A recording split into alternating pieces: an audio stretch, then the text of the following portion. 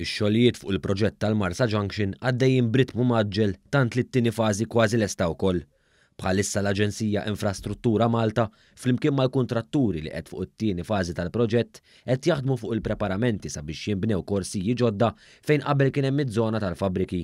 One News tkellem mal-perit ta' Infrastruttura Malta Walter Portelli fejn spjega x-xogħlijiet li qed isiru bit-tħejjija għat-tielet fażi tal-proġett. Hawnhekk ħankunu qegħdin niffurmaw karreġġjati temporanji bħala tħejjija għat-tielet fażi.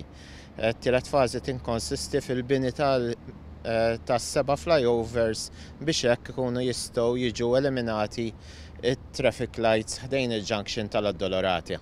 Dawn il-korsiji se jkunu qed jinfetħu ġala darba jingħalqu l-korsiji bis-swit il-wesa tard ta' beżina fil-Marsa. Għalhekk x'ħin jitlestew dawn il-korsiji l-ġodda, it-traffiku lejn tan-naħat isfel ta' Malta mistenni jibda jgħaddi mill-art ta' fejn hemm il-fabriki. Is-Sur Portelli spjega kif bħalissa qed jitwaħħlu numru ta' barriers u dwal ġodda sabiex fil-ġimgħat li ġejjin tingħata l-aħħar kissja ta' tarmak fil-korsiji li jieħduk lejn it-tramuntana ta' Malta. Bħalissa wkoll qegħdin nersqu fit-tmiem tat-tieni fażi. It-tieni fażi li kienet tikkonsisti mill-ġdid fit-twessieħ ta' Aldo Moro u wkoll il-bini mill-ġdid tas-servizzi.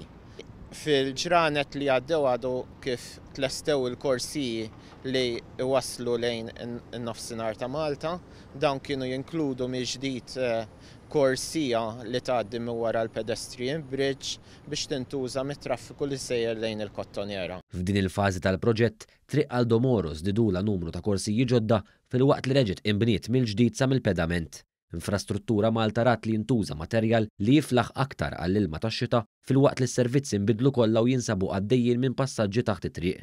It-tret fażi tal-proġett li se tkun qed tibda fil-ġimgħat li ġejjin se tkun qed tinkludi fiha l-bini ta' 7 flyovers li se jkunu qed jeliminaw it-traffic lights tal-Marsa u t-traffiku li jġibu magħhom darba għal dejjem.